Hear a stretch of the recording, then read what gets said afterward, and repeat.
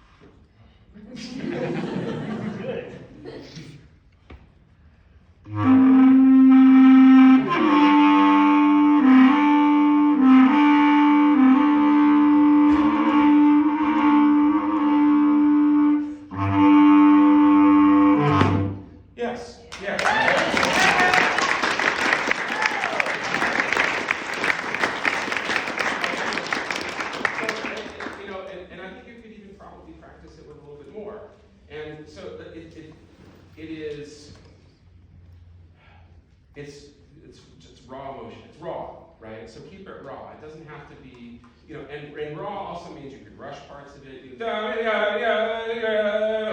doesn't have to be like a 1 and a 2 and a 3 and a so just again, you have permission. I would call Evan right now. You have permission to do this in this kind of piece. All right.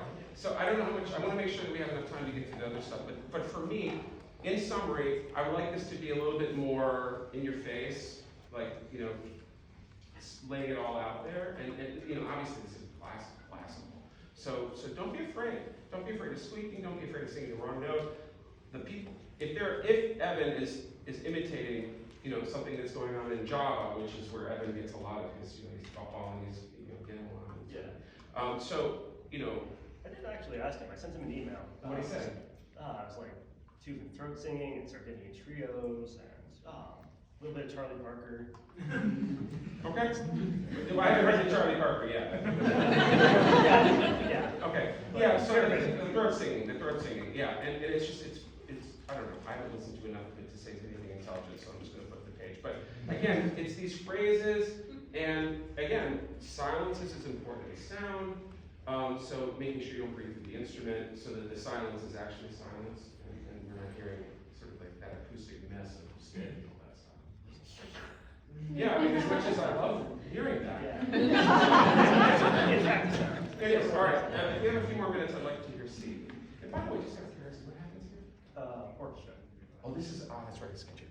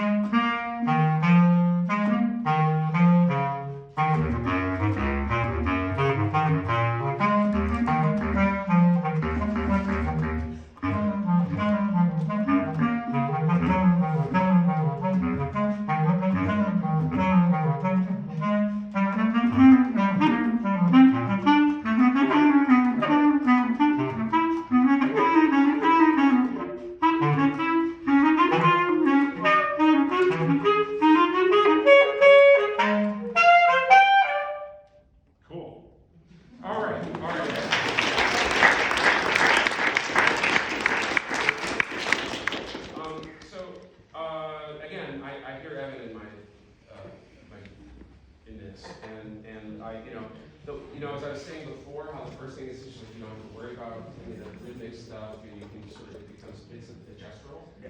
That's obviously the beginning is gestural, this is obviously Yeah. right. So you need to be able to and it's hard. So how do you practice something like this? Is this something I should pull out a drum machine for? Good.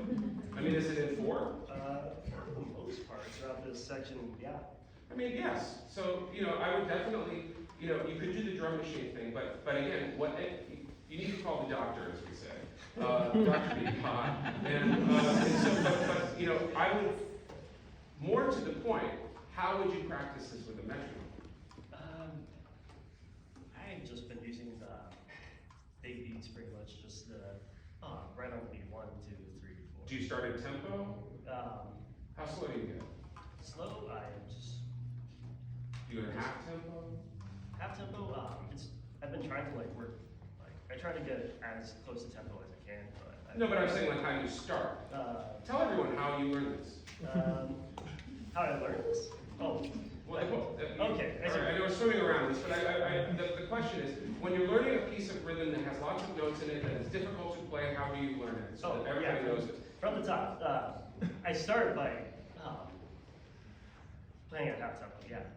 First gold star. Not even half tempo. So I definitely said I see how fast I can actually get all the notes right, and then see where. Oh, so you go to the point where you can barely play it, and that's where you start. Well, that's usually not even half tempo. Okay, yeah, well, so the thing is that you want to get to the point where you play it perfectly, where there is no stress, which is just this is so ridiculously slow that I can play it. Then you're starting at a place where you can sink your teeth into something. You will not make a mistake. I say this all the time. I will say this to you. Play it at a tempo where you won't make a mistake. If you play it at a tempo where you make a mistake, you're learning mistakes. Right. So don't play it at the limit of where you can play. Play it well below the limit of where you can play. And it won't take you as long to get to that, but make sure that you're playing it right and you're absolutely playing it right. Yeah. There's no confusion about where your fingers are going next. So that's important with any piece that has, that's got this, ink on the page like that. So that's the first thing. The other thing I would do is I would take out all of the grace notes. Maybe once or twice, just to hear how the rhythm ba-da-da-da-ba-da-da-ba instead of ba-da-da-da-da-ba-da-da-ba-da-da-ba-da. It's difficult that way. You might want to remove the grace notes, but not for long, because you need to bake in as much of the music as possible while you're going slow. So go super slow, like I hate myself when I'm playing this so slow. And make sure you put all of the accents and the rhythms and the articulations and the dynamics in at quarter tempo. Because then, when you move it up, you're learning everything at once. You're learning the dynamics, you're learning the rhythms, you're learning the articulations, you're learning all of the musical things just very slowly, and then you don't have to think about it so much, because it's all going into that little cerebellum of yours, or big cerebellum of yours in your case. So that's my suggestion for you here, because it feels a little bit, I'm not on stable ground. Yeah. Does that make sense? Yeah. Okay. So that's my suggestion to you, and it's never too late to go back and do that. It just may take you a little bit longer, and I know, like, you may even say, oh, when you perform this, okay, cool. But you might want to tear down your house and rebuild it a little bit sometimes. So it's never too late. You should always, take the opportunity to play it perfectly. I wish I had done that when I learned spasm, and I didn't, and I still cannot play certain parts of it because I never did that. And do I want to tear it down and relearn it? Yes, someday. So that's my suggestion and advice to you. Yeah. How are we doing for time? We are actually out of time. Okay. Yeah. Any questions? Let's make the proctor really nervous by just sort of continuing to talk.